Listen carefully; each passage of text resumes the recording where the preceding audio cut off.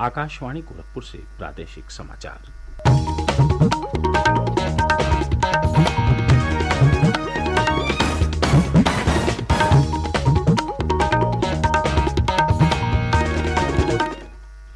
नमस्कार, समाचार बुलेटिन के साथ मैं वेद प्रकाश पाठक।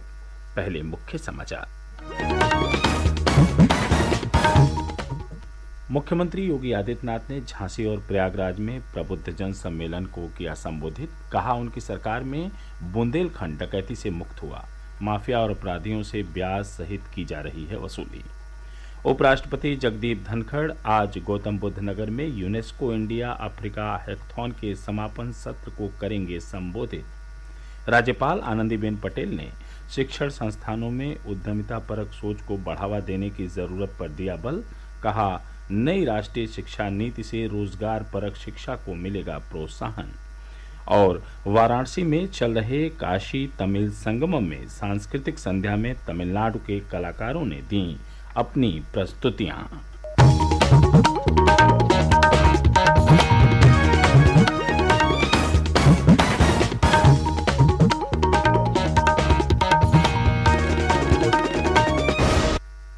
अब समाचार विस्तार से।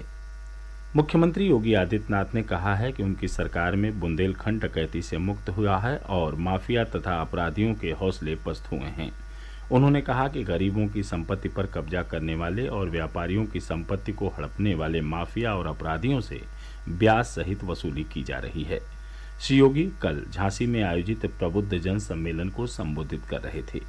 इस अवसर पर उन्होंने 328 करोड़ रुपए की 102 विकास परियोजनाओं का लोकार्पण और शिलान्यास किया। मुख्यमंत्री ने कहा कि आज बुंदेलखंड विकास की नई ऊंचाइयों को छू रहा है। बुंदेलखंड कभी प्रदेश के अंदर और देश के अंदर सूखा, बदहाली, अराजकता और प्राकृतिक संसाधनों पर लूट खसोट के लिए जाना जाता था। प्राकृतिक सौंदर्य और संसाधनों से समृद्ध होने के बावजूद कुछ निहित स्वार्थी तत्वों के द्वारा बुंदेलखंड की तस्वीर बहुत खराब ढंग से प्रस्तुत किया जाता था। भाइयों बहनों, जब मैं पहले ही दौरे पे आया था बुंदेलखंड, तो बुंदेलखंड के उस समय हम लोगों ने घोषणा की थी बुंदेलखंड एक्सप्रेस वे की, और उसके बाद आज बुंदेलखंड विकास की नई ऊंचाइयों को छूता हुआ दिखाई दे रहा है। बुंदेलखंड एक्सप्रेस वे को प्रधानमंत्री जी ने इसी वर्ष राष्ट्र को समर्पित कर दिया। अब चित्रकूट से दिल्ली की दूरी सचमुच 5 घंटे में तय हो जाती। बुंदेलखंड जल के लिए तरसता था। भारत सरकार ने जल जीवन मिशन को बनाया और उसके बाद आज की स्थिति यह है कि बुंदेलखंड के हर गांव और हर घर तक शुद्ध आरओ का पानी पहुंचाने के हम नजदीक पहुंच चुके हैं और बहुत शीघ्र बुंदेलखंड के हर घर में शुद्ध पेयजल की आपूर्ति हम लोग करेंगे। मुख्यमंत्री योगी आदित्यनाथ ने कल प्रयागराज में 1295 करोड़ रुपए की 284 विकास परियोजनाओं का लोकार्पण और शिलान्यास किया।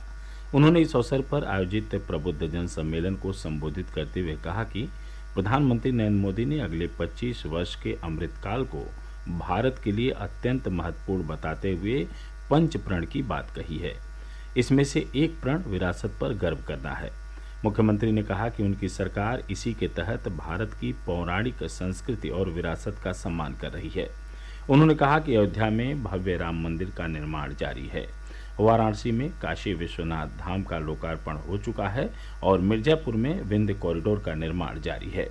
उन्होंने कहा कि प्रदेश सरकार वर्ष 2025 में होने वाले प्रयागराज कुंभ को भी भव्य रूप से आयोजित करेगी। कानून व्यवस्था के संबंध में मुख्यमंत्री ने कहा कि पिछली सरकारों में माफिया विकास में बाधक बनते थे, लेकिन उनकी सरकार ने माफिया और अपराधियों के खिलाफ कड़ी कार्रवाई की है। श्री योगी ने कहा कि माफिया के कब्जे से जमीन मुक्त कराकर गरीबों के मकान बनाए जा रहे हैं। उन्होंने कहा कि प्रदेश सरकार युवाओं को रोजगार उपलब्ध कराने के लिए लगातार कार्य कर रही है। श्री योगी ने कहा कि युवाओं के लिए सरकारी नौकरी की निःशुल्क तैयारी हेतु अभ्युदय कोचिंग शुरू की गई है। मुख्यमंत्री ने लोगों से आगामी निकाय चुनाव में भाजपा प्रत्याशियों को वोट देने की अपील की। गौतम बुद्ध नगर में आयोजित यूनेस्को इंडिया अफ्रीका हैकथॉन के समापन समारोह में आज उपराष्ट्रपति जगदीप धनखड़ राज्यपाल आनंदीबेन पटेल, केंद्रीय शिक्षा मंत्री धर्मेंद्र प्रधान सहित कई देशों के राजदूत शामिल होंगे। 36 घंटे तक चले हैकाथॉन का समापन कल रात 8 बजे हो गया। आज समापन समारोह में मुख्य अतिथि विजयी प्रतिभागियों को सम्मानित करेंगे। इस हैकाथॉन में भारत सहित 22 अफ्रीकी देशों के विद्यार्थियों की 100 टीमों ने भाग लिया। हैकाथॉन का आयोजन केंद्रीय शिक्षा मंत्रालय, विदेश मंत्रालय, यूनेस्को और AICTE की ओर से संयुक्त रूप से किया गया। प्रादेशिक समाचार आप आकाशवाणी गोरखपुर से सुन रहे हैं। यह समाचार बुलेटिन हमारे YouTube channel AIR news Gorakhpur और ट्विटर हैंडल AIR न्यूज़_GKP पर भी उपलब्ध है। राज्यपाल आनंदीबेन पटेल ने शिक्षण संस्थानों में उद्यमिता परक सोच को बढ़ावा देने की जरूरत पर बल दिया है। श्रीमती पटेल ने कल कानपुर में हरकोट बटलर प्राविधिक विश्वविद्यालय के दीक्षांत समारोह को संबोधित करते हुए कहा कि उच्च शिक्षा में नई राष्ट्रीय शिक्षा नीति से देश में रोजगार परक शिक्षा को बढ़ावा मिलेगा। राज्यपाल ने विद्यार्थियों को स्वरोजगार के लिए प्रेरित करते हुए कहा कि राज्य और केंद्र सरकार की कई ऐसी योजनाएं हैं जिनका फायदा उठाकर वे अपना स्टार्टअप शुरू कर सकते हैं। उन्होंने कहा कि हमारे युवा नौकरी लेने वाले नहीं बल्कि रोजगार देने वाले बने। श्रीमती पटेल ने कहा कि शिक्षण संस्थानों का उद्देश्य सिर्फ शिक्षित युवा तैयार करना नहीं है बल्कि ऐसे नियोक्ता भी तैयार करना है जो आने वाली पीढ़ी की आकांक्षाओं को पूरा कर सकें। राज्यपाल ने विश्वविद्यालयों में गुणवत्ता सुधार के लिए नैक मूल्यांकन कराने की जरूरत पर भी जोर दिया। राज्यपाल और कुलाधिपति श्रीमती पटेल ने दीक्षांत समारोह में 670 विद्यार्थियों और शोधार्थियों को उपाधि प्रदान की। इनमें 4 विद्यार्थियों को गोल्ड मेडल और 4 को रजत तथा 2 विद्यार्थियों को कांस्य पदक से अलंकृत किया गया। समारोह को प्रदेश के प्राविधिक शिक्षा मंत्री आशीष पटेल और कुलपति प्रोफेसर शमशेर ने भी संबोधित किया। वाराणसी में चल रहे काशी तमिल संगमम में कल आयोजित सांस्कृतिक संध्या में तमिलनाडु के कलाकारों ने अपनी प्रस्तुतियां दी। बनारस हिंदू विश्वविद्यालय के एमपी थिएटर प्रांगण में निर्मित भव्य सभा मंडप में प्रतिदिन सांध्यकालीन सांस्कृतिक समारोह का आयोजन केंद्रीय संस्कृति मंत्रालय और शिक्षा मंत्रालय की ओर से किया जा रहा है। तमिलनाडु से आए अतिथि कलाकारों की ओर से कल गायन, वादन और नृत्य की मनोहारी प्रस्तुतियों से काशीवासियों को तमिल संस्कृति और परंपरा को निकट से देखने का अवसर मिला। वहीं काशी तमिल संगमम में भाग लेने के लिए तमिलनाडु से तीसरा प्रतिनिधिमंडल बुधवार देर रात काशी पहुंचा, जहां दीनदयाल उपाध्याय रेलवे स्टेशन पर उसका भव्य स्वागत किया गया। इस दल में कुल 216 सदस्य हैं जो साहित्य क्षेत्र से जुड़े हैं। प्रतिनिधिमंडल ने कल सुबह काशी विश्वनाथ धाम में बाबा विश्वनाथ का दर्शन पूजन किया। प्रतिनिधिमंडल के सदस्य गंगा दर्शन के बाद गंगा द्वार से मंदिर चौक पहुंचे, जहां उनका भव्य स्वागत किया गया। दर्शनार्थियों को बाबा विश्वनाथ के भव्य भवन के बारे में जानकारी दी गई। प्रतिनिधिमंडल के सदस्यों ने भोगशाला में दक्षिण भारतीय व्यंजनों का प्रसाद ग्रहण किया। प्रतिनिधिमंडल के सदस्यों ने शाम को रविदास घाट पर क्रूज पर सवार होकर बनारस के घाटों का दर्शन करते हुए गंगा आरती देखी। कानपुर के सांसद सत्यदेव पचौरी ने कल शहर के सिविल लाइंस में कचहरी रोड स्थित नंदगांव कॉलोनी में जलभराव की समस्या का सामना कर रहे लोगों की शिकायत पर स्थलीय निरीक्षण किया। उन्होंने कहा कि आज वे इस संबंध में जल निगम और नमामि गंगे के अधिकारियों के साथ बैठक कर जरूरी दिशा निर्देश देंगे। कानपुर में 125 साल पुराने नाले को गंगा में गिरने से रोकने के लिए किए गए कार्यों में लापरवाही के कारण कई स्थानों पर छोटे नाले ओवरफ्लो हो रहे हैं, जिससे जलभराव की समस्या आ रही है।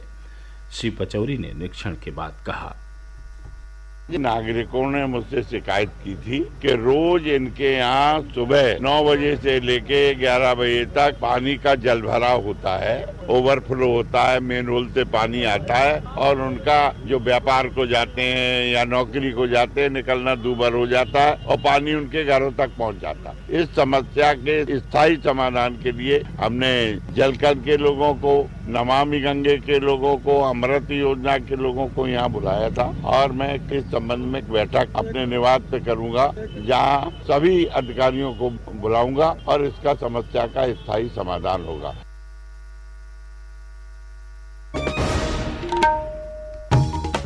और अंत में इस बुलेटिन के मुख्य समाचार एक बार फिर। मुख्यमंत्री योगी आदित्यनाथ ने झांसी और प्रयागराज में प्रबुद्धजन सम्मेलन को किया संबोधित। कहा, उनकी सरकार में बुंदेलखंड डकैती से मुक्त हुआ, माफिया और अपराधियों से ब्याज सहित की जा रही है वसूली। उपराष्ट्रपति जगदीप धनखड़ आज गौतम बुद्ध नगर में यूनेस्को इंडिया अफ्रीका हैकाथॉन के समापन सत्र को करेंगे संबोधित। राज्यपाल आनंदीबेन पटेल ने शिक्षण संस्थानों में उद्यमिता परक सोच को बढ़ावा देने की जरूरत पर दिया बल। कहा, नई राष्ट्रीय शिक्षा नीति से रोजगार परक शिक्षा को मिलेगा प्रोत्साहन। और वाराणसी में चल रहे काशी तमिल संगमम में सांस्कृतिक संध्या में तमिलनाडु के कलाकारों ने दी अपनी प्रस्तुतियां। इसके साथ ही प्रादेशिक समाचारों का बुलेटिन समाप्त हुआ। नमस्कार।